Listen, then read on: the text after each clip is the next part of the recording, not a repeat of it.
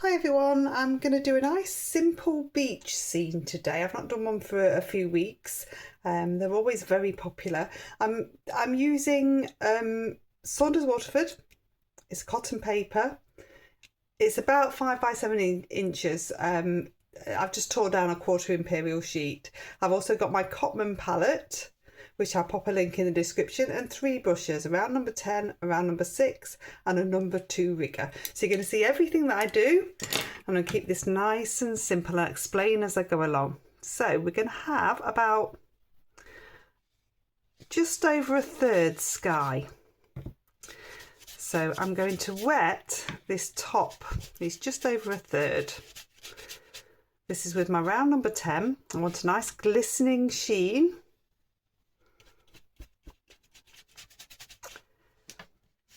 And I'm going to have a nice straight horizon line if I can.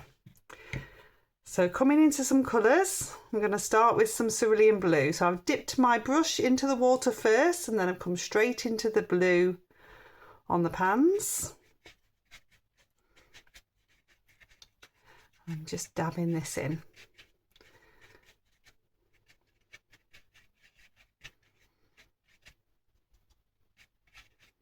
Cerulean blue is a lovely summery colour. So I'm following an angle. I don't want it to necessarily be cloudy. So I'm following a sort of diagonal angle as I'm doing that. So if I rinse my brush out, then this palette I've got some rose. So I'm going to take a little bit of that in towards the bottom. Get a nice glow. If you haven't got rose, you could use alizarin crimson or a bit of cadmium. It's just giving you a little bit of a glow. The rose is quite a nice pink colour.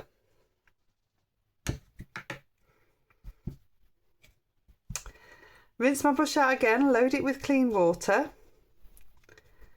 Then this is ultramarine blue, so I'm just going to take a bit darker towards the top of the sky, following that same diagonal stroke.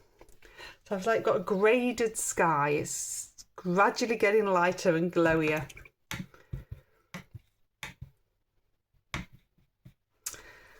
Okay, and then I'm going to come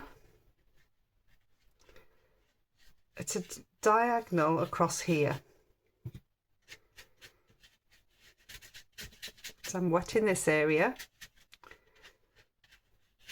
Nice soft sheen, no puddles. Still with my round number 10. And I'm coming into some cadmium yellow. If you had raw sienna or yellow ochre, that would work as well. I haven't got that in this palette, so I'm using what I've got, and it shows you can use what you have. You don't have to have all the set colours. It's about playing with the paint. So that cadmium yellow is giving me a nice golden glow. And then here I've got some burnt umber. I can just run a little bit of that through. I haven't actually rinsed my brush. So I'm getting this nice shadowed effect. So there's 2 tones here. Keep it towards the top of that edge. And that's given us a nice little bit of sand there. I'm going to brush a bit of a rinse. I'm swapping down to a number 6 and I want a little bit of a green. So I have got sap green here.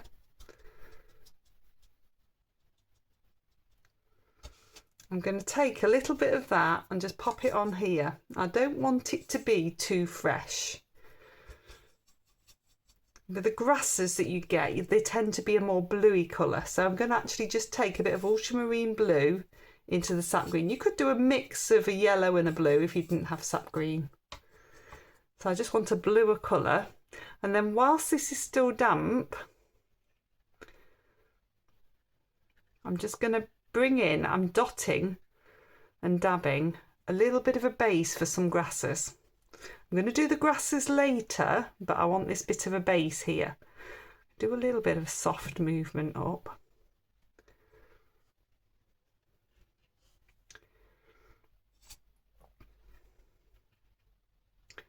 This is going to give me my base for the grasses. So I'm going to flick up a little bit. The number 6 just puts you a little bit more in control. Not too much paint flowing out. Okay, I'm going to dry that one off. Okay, so that's nicely dry. So I'm going to look at the sea area now. And what I've got here is a tea light. So it's well used. And I'm going to use that to capture a little bit of glistening on the water. So I'm going to run it across the surface of the paper. So I've got a rough paper. So this is going to catch the surface and give a little bit of a glisten. You have to be a bit careful. Don't use a corner. You want to use the flat of the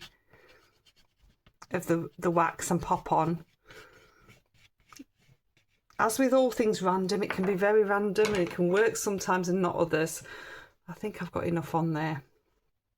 Okay, so I'm going to pop a little bit of water on. You can see it resisting. And this is my round number 10. I'm going to come on with that same cerulean blue.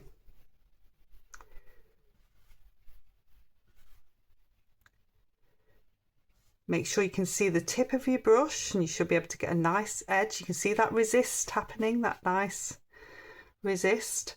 You'll notice that I didn't come all the way down with the water. That's because I want to create a little bit of a wave. If I pick up my number 6 at the same time, dip into the cerulean blue, what I'm going to do is just create a little bit of a wave here. So it's dry down here and I'm just painting in a little bit of a wave, and then with my bigger brush I can just bring that up to it.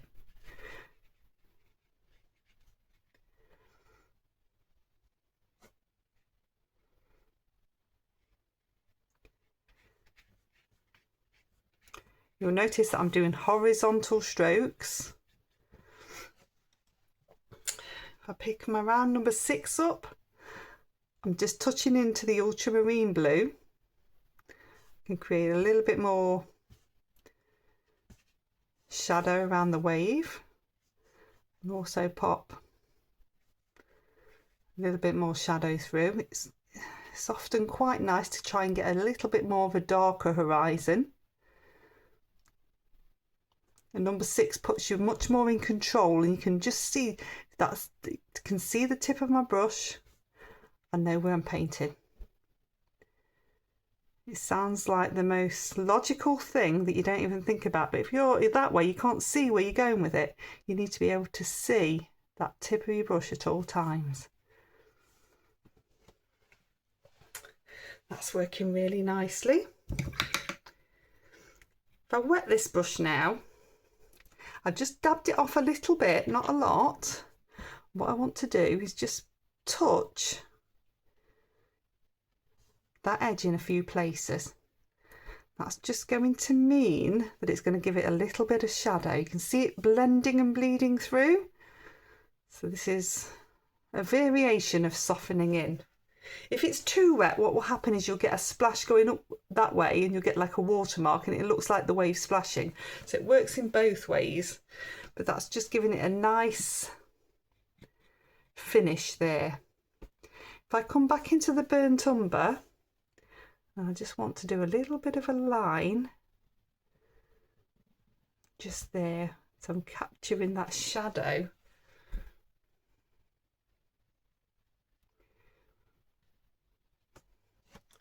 Of the wave on there, just giving it that little bit of a shadow. Okay, I'm going to dry that one off. Okay, so that's nicely dry. So I've got my round number 6. I'm going to pick up some more of that sap green. I'm going to make that grass colour again. So a dab of water, a couple of dabs of the sap green, and then some of the ultramarine blue. Just basically you want a blue going into a green to make it a bit more bluer. So I'm going to start with my round number 6. I'm using this as a base. Now I'm coming on and starting to create some grasses. If you struggle to do it that way, you might find it easier to turn and do it the other way.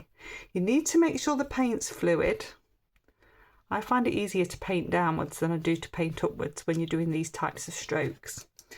Then I'm also going to pick up my rigger, which is my long thin brush, and this is going to give me lots more of these grassy reeds.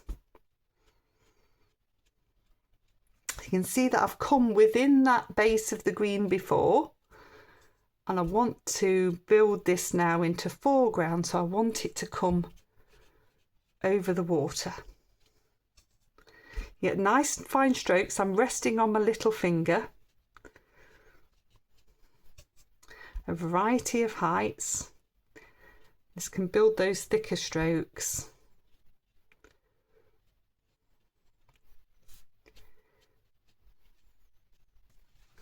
That's looking really nice. Now I've got a bit of a chopped up credit card here, and what you can do is just scrape through. At the right consistency of the paint, you will lift the paint out. Because we've come on to dry, this just does a nice lifting effect. You're getting some additional grasses. So that's just with a chopped up corner. I'm going to do a few little bits more. I'm going to come over this side first because I want that one to start to dry a little bit. I'm going to pop some bits in here.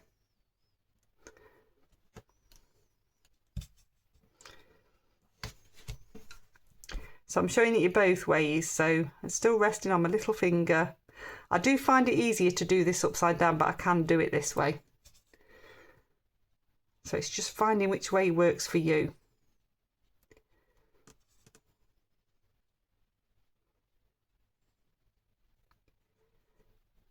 You want a variety of heights again.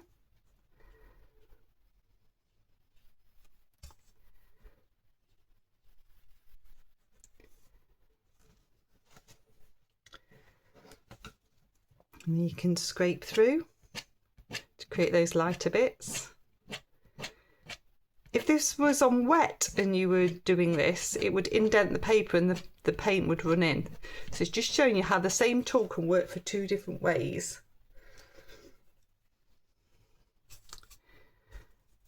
And then I'm going to make these ones at the very front a bit darker. So I've added some more blue to the mix. A little bit more water. If it's too thick and blobby when you come on, then you just need to add a bit more water. And do that little bit first. Then come in with my rigger, resting on my little finger.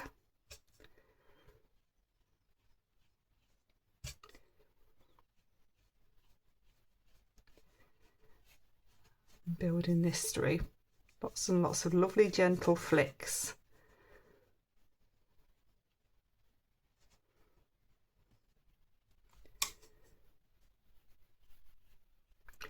Don't be afraid to come over the ones you've created.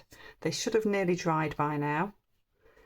So you've gone on to dry, so you're building up those layers then. You can see that sort of sense of depth as soon as you come over.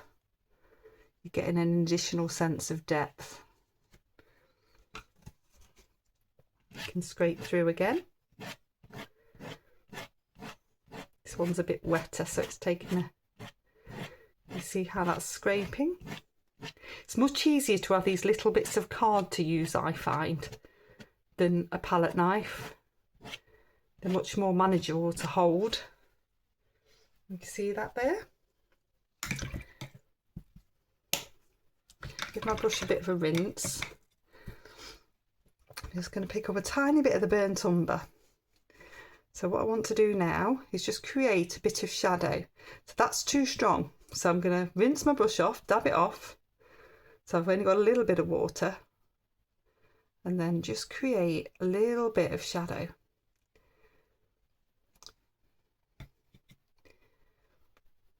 So just underneath these two really, just to add a little extra bit. Too strong, rinse your brush off, dab it off, move what's there. So you're not adding more paint, you're not adding more water, you're moving what's there basically.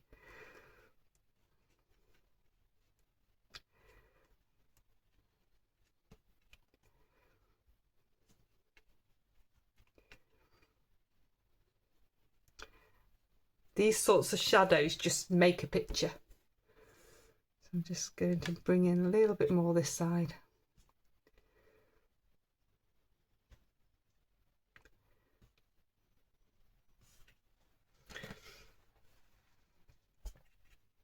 Again, you can just move that bit, it's a bit dark, just manipulate it around a bit. What does work to get some really nice darks is a mixture of burnt umber, I'm going to be clean, just dab it there, and ultramarine. Makes a really nice dark brown. You can bring that right in here. That'll really set that out. Give that brush a bit of a rinse. And just blend that in a little bit. So that's just with a damp brush. It's just going to help that corner just that little bit more. Okay, so I'll dry that off and take the tape off. And there we go, so all finished. A lovely simple seascape beach scene with some grasses. I've showed you some wet in wet techniques, some wax relief and some techniques with the plastic credit card as well. So I hope you've enjoyed it. Please do like, subscribe and share. I'll pop a playlist here and another video here, and I'll see you next time. Bye.